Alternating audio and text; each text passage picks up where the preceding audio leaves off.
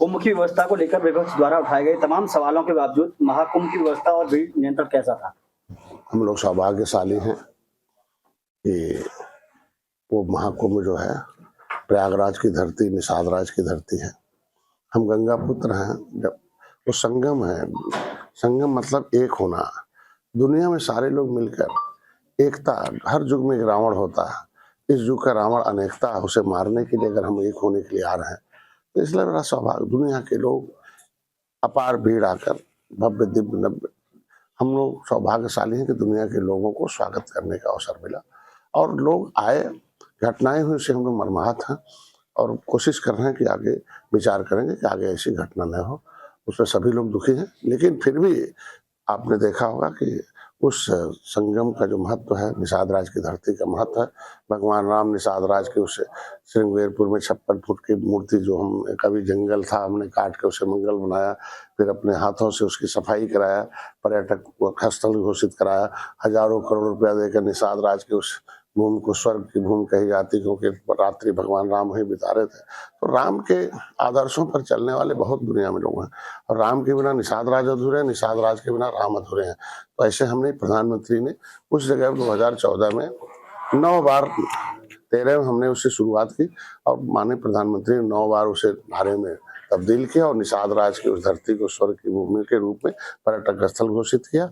और आज देखो, सारे दुनिया का कोई ऐसा व्यक्ति जो प्रभावशाली हो, व्यक्तित्व हो और अच्छे VIP हो, वो न आ रहा हो। सारे लोग आ रहे हैं और वहां से एक आस्था के केंद्र पर से जा रहे हैं, इसलिए हम लोग सौभाग्यशाली हैं। प्रधानमंत्री नरेंद्र मोदी अमेरिका की धरती पर उतर चुके हैं, कैसा होगा अमेरिका भारत रिलेशन का यह दौरा?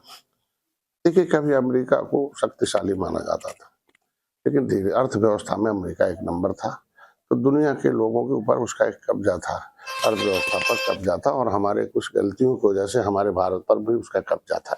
लेकिन माननीय प्रधानमंत्री को धन्यवाद दूंगा, अर्थव्यवस्था के उस डूबते हुए नाव को उन्होंने बाहर निकाला, अर्थव्यवस्था को 5वें नंबर पर लाया, अब 3रे नंबर पर है और लगता है कुछ समय बाद अमेरिका के बाद भारत का नंबर आ जाएगा कि विश्व गुरु बनने में और अर्थव्यवस्था में एक नंबर आने में। और अमेरिका की धरती पर प्रधानमंत्री गए हैं, वहाँ की आवाज़ पूरी दुनिया की आवाज़ होती है। भारत के प्रधानमंत्री में एक खासियत है कि दुनिया के प्रधानमंत्री अपने देश के बारे में सोचते हैं केवल, लेकिन भारत के प्रधानमंत्री दुनिया के विकास के लिए, पर्यावरण पर, अर्थव्यवस्था पर, आपने देखा होगा स्वास्थ्य पर, है ना, मिलेट्स पर, ये दुनिया के लोग स्वस्थ रहें इस पर चिंता करते हैं माननीय प्रधानमंत्री।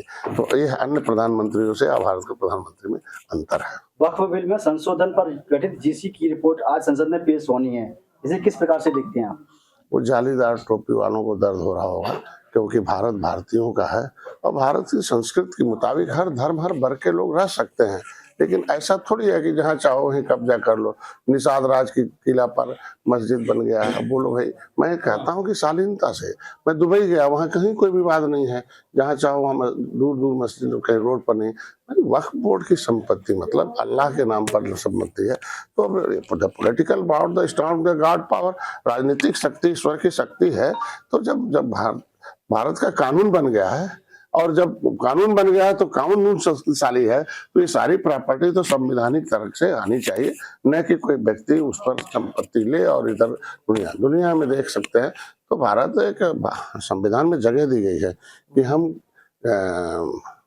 भारत जो संविधान है, जो भारत का जो लोकतंत्र है, वो एक अभिभावक है जनता के पैसे, जनता के भविष्य और देश के विकास और देश के सुरक्षा के लिए। तो देश के विकास में अगर कानून बदल रहा है वक्फ बोर्ड की संपत्ति, तो उसमें दर्द नहीं होना चाहिए, उसमें समर्थन करना चाहिए।